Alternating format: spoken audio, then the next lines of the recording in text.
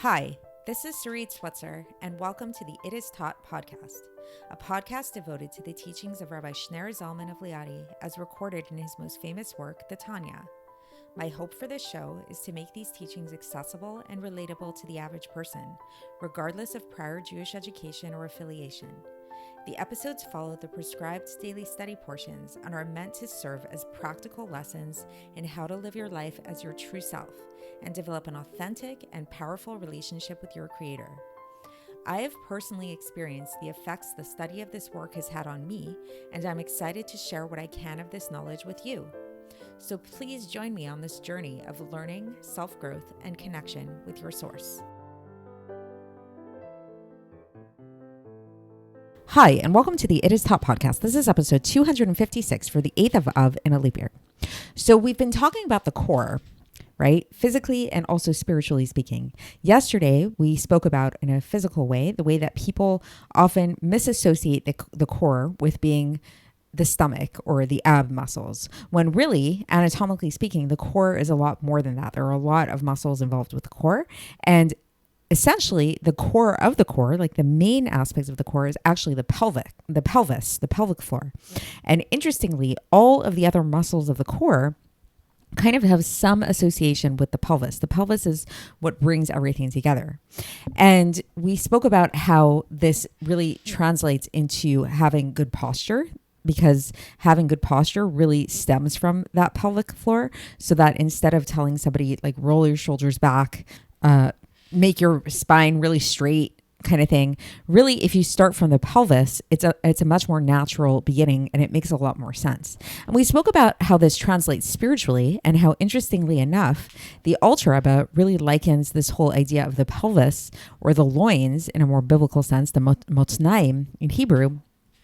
He likened it to emunah, to faith in God, and how just like for physically speaking, the pelvis is really that which holds up the entirety of the body all the way up to the head, so that it's like we spoke about yesterday, you can kind of like tell how good a person's posture is, like how attuned they are to their pelvis, like is their pelvis doing the right thing, by looking at their head. Interestingly, you might have to kind of have some knowledge of yoga or that kind of thing to be able to do this, but there is a connection between the way a person holds themselves up in their pelvis to their head position.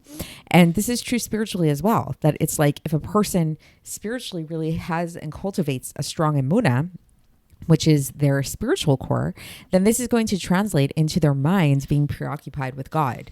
And when the mind is preoccupied with God and has a godly awareness, like a person's living with a God consciousness, then this is going to translate into them having a really true sense of God and God's greatness. And this will translate into them having a deep sense of love and fear of God, which we said are ultimately the limbs of the body of a person's soul, just like we have limbs of our physical body, which like the head kind of like dictates where those limbs need to go. Like our mind tells us how to move our arms or our legs and that kind of thing, right? So we spoke about that a lot more in depth yesterday. You can go back and listen to that if you'd like a refresher. And today we're going to continue along with this discussion of posture and how to have good posture. And what we will actually learn, which once again really interestingly lines up with my experience with my yoga practice, lahavdil, of course, is that having good posture, well, yes, it really is all about having that good core, that strong core, and that connection to the core. How do you strengthen that core? That's the big question. How do we do that? How do you strengthen your core? So the answer might seem a little bit like counterintuitive or a little abstract, but the answer is, and we see this actually in yoga as well, is that it's not actually by focusing on the core directly, but it's actually by focusing on something seemingly pretty far removed from that core, at least spatially speaking, which is the area above the head. So a very common practice in yoga that you'll find, we spoke about the mountain pose yesterday, which is merely just like a pose where people stand at the front of their mat, feet together or maybe slightly apart, shoulders rolled back, relaxed position. And we want to help them stand in this way of like really having this good posture where they're really solid. And we spoke yesterday about this pose, and we spoke about how we want to engage that pelvis and we want to have the right pelvic alignment and all of that. But interestingly enough, the way that yoga teachers will very commonly teach this pose, including myself when I used to teach yoga, is they actually won't necessarily start with that pelvis. I mean, they might want you to have like kind of like a basic kind of like pelvic alignment, like make sure that your feet, you do want to make sure obviously that your feet are in the right position. You want to make sure that they're not like splaying out to the side or anything like that, which might be an interesting discussion, spiritually speaking, on another level also, right? Which is not necessarily for today, but we could maybe just like put it out there that it's like, in terms of all this meditative work and everything that we're doing, before we're doing all that, you want to make sure that you're grounded, that your feet are in the right position. So, So anyway, so going back to that mountain pose. So the way that this pose is usually taught, which I think is really interesting in light of what we're going to be learning in today's Tanya, is after making sure that your feet are not like in some weird position, they're facing forward, and then you make sure that your pelvis is like basically aligned. It's not like doing anything like super weird. Then we actually go to the crown of the head. And we actually say, there's an imagery that's often used in yoga classes where the teacher will say, imagine that there's a string attached to the top of your head, right in the center of the crown of your head, and it's lifting you upwards towards the sky, like kind of like moving you up against gravity. So you know what? We can even do this. It's interesting to kind of combine these two worlds in this podcast format. We could try this right now if you guys want to practice mountain pose. So maybe take a moment if you're able to. If you can stand up, I'll lead you through a quick mountain pose meditation. So maybe you're standing already. If you are, maybe just take a moment to pause out of your very busy day. I get it. If you can't do this right now, maybe you can do it at some other point during the day. Try to either rewind and come back to my podcast or try to remember what I'm teaching. So take a moment and stand with your feet hip distance apart. Make sure that your toes are facing forward, and then just follow the energy of your feet all the way through your shins up to your thighs and then all the way to your pelvis. When you're at your pelvis, just make sure that your pelvis is sort of neutral, that it's not like kind of like that you're not like tilting forward or too far back too much, but it's sort of like in this neutral position. The pelvic bowl it's a bowl, the pelvic bowl. It's often likened to like a bowl of soup that you don't want to spill over backwards or forwards. So just try to keep that bowl of soup aligned. And then from the pelvic floor, lifting up through your body, picture now that string attached to the top of your head, pulling your energy upwards. And see if you can actually feel that. See if you can feel yourself growing taller. See if you can feel a sort of weight being lifted off of you, moving against the force of gravity. And see if this makes you have a little bit better posture. So that's a really quick leading through of mountain pose, a little mini yoga class here in my podcast. There's a lot more involved in mountain pose if we want to get even deeper into it. But for now, that's for the purposes of our class today. Then hopefully that will give you a little sense of it. I'd love to hear your experiences if you actually did this exercise. If you want to comment about it in the YouTube comments, that would be great. I'd love to hear if you really did feel that shift in your body and what that was like. And now we're going to get into Tanya. We're going to talk about how this translates spiritually speaking. And hopefully having had that like visceral experience in your body, it can become a little bit more real too. So spiritually speaking, so what is this? This idea of the crown of the head, lifting from the crown of the head. And this is how we strengthen our core and everything like that. So the head, so we spoke about the head yesterday. We spoke about how the head is really the seat of like wisdom and intellect. So this is where we meditate. This is where we contemplate. This is where we think about things and try to develop a certain consciousness about different things. However, there's something above the head. What is above the head? So spiritually speaking, when we go back to the spheros, if we look at that as our guide, so above the head, above the chabad, the intellectual faculties of the soul, is what we call keter. Keter is literally translated to mean crown, and it's associated with the power of will, of ratzon, whether we're talking about the ratzon of God, when we're talking about the spheros in relation to God, or when we think about how we were created in the image of God, then for us too, that area above the crown of the head is associated with our will, with our ratzon. So the will of a person, why is a will of a person or the will of God above the intellect?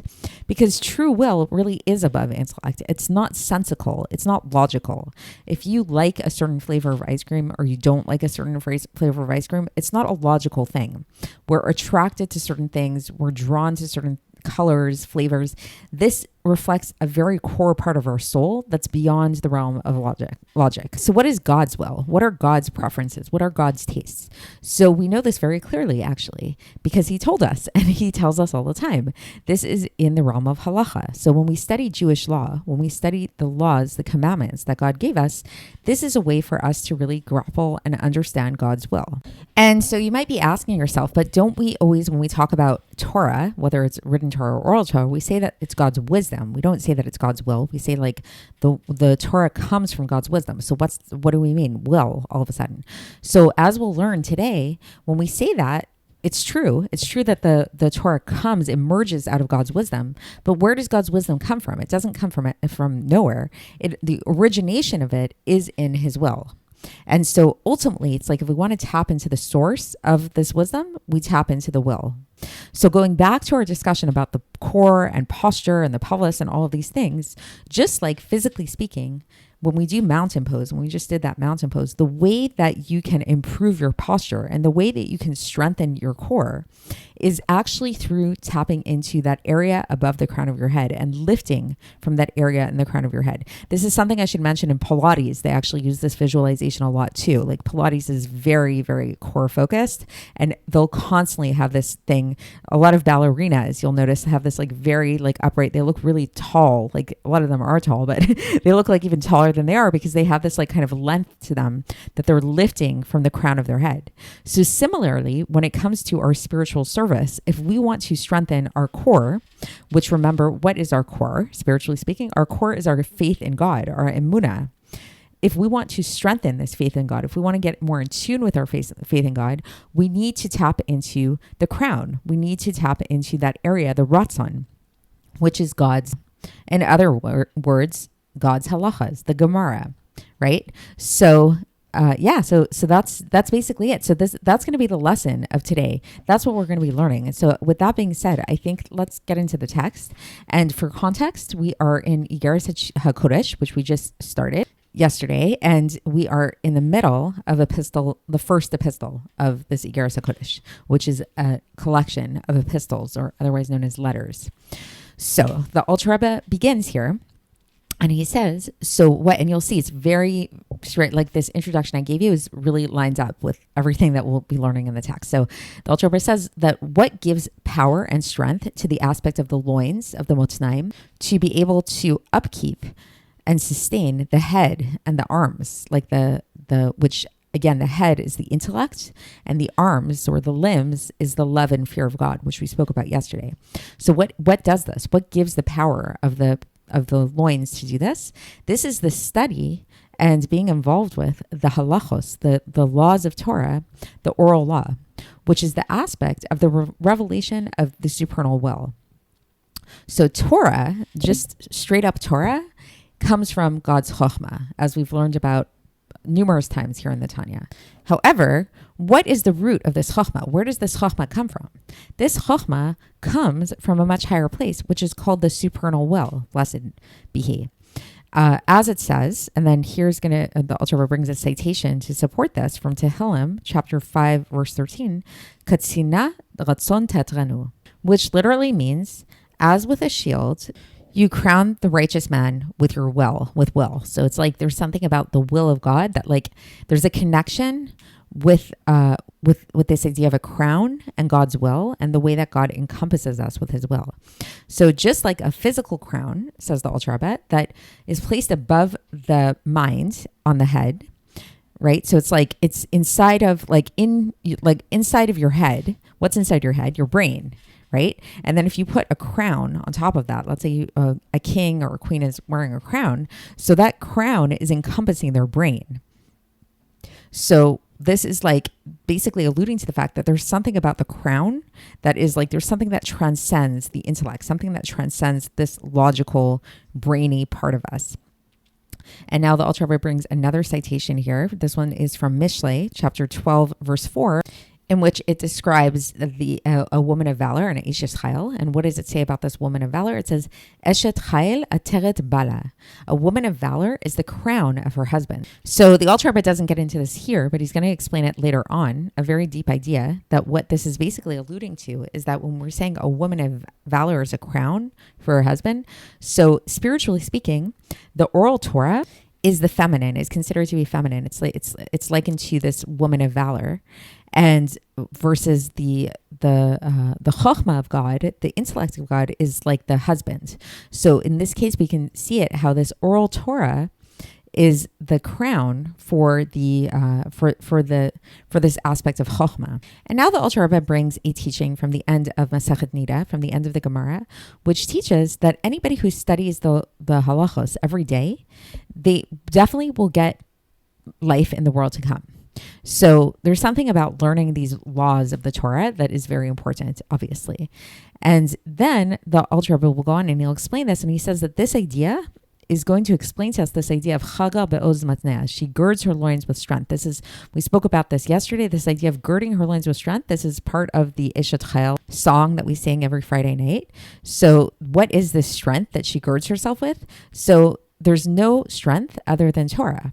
So Sifrei, this is a citation from Sifrei on a verse in Devarim, chapter 32, verse 2. En oz el Torah. It's a very common phrase. There's no strength but Torah. So it's like when we say that she girds her loins with strength, how does she gird her loins? She girds them with Torah, because Torah is the strength. So, and again, the loins is the emunah. So in other words, this Torah gives strength and power to the aspect of the loins, which are embodied and vested within her, like within the soul, in order to strengthen the limbs, which are, again, when I speak specifically about the arms, the love and fear, whether we're talking about intellectual love or more innate love, each one according to their ability. And then the Alter Rebbe is just going to bring a little side note here in brackets, just to give a little bit of attention to the intellect, because it's like the main focus of today's section is really all about how it is that the loins, that strengthening the loins, strengthening the pelvis, strengthening the emunah, really causes this effect on the love and fear of God. Like it creates this like emotional component of having us love and fear of God. However, it does have an effect on our intellects as well. So that's something just to keep in mind. And he brings a proof of this from Mishlei chapter 31, verse 18, where it says, Tama ki tovsacha chure, which means she perceives that her trade is good. And this is a metaphor which is explained elsewhere. And it's just basically the main idea of this metaphor, which the Alter Rebbe doesn't really get into, is just about how this whole idea of like when we strengthen the loins, this actually strengthens the mind as well. Like, so it's like basically through learning, translating this practically speaking, through learning the Torah laws, through learning Gemara, through learning halacha, this not only strengthens our faith in a way that makes us love and fear God, but it actually also strengthens our intellect at the same time.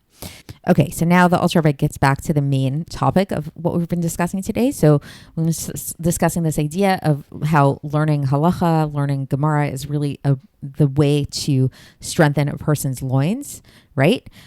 So that it seems like that's what a person should be involved with, is just like learning lots and lots of Torah.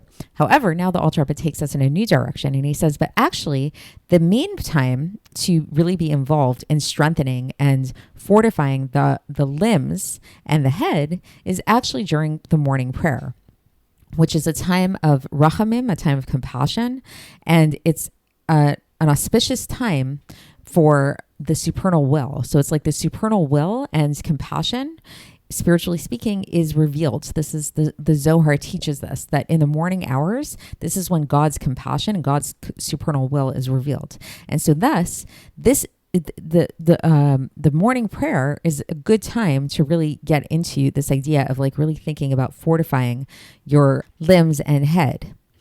And so with all of this in mind, says the Alter Rebbe, and here's how he concludes today, is he said, I'm going to ask you guys of something. He's speaking personally to his Chassidim. He said he wants those who are seeking to come close to God, He wants them to both understand and contemplate, and it should be a memory for them, a remembrance for them, in between their eyes, everything that I wrote to them last year in general. So not to get too confusing here, but the Alter was actually alluding to an epistle that we're going to learn way later in the Tanya, in the part 5 of Tanya. So things are not necessarily in chronological order in the Tanya in terms of like how it was printed versus when it was written.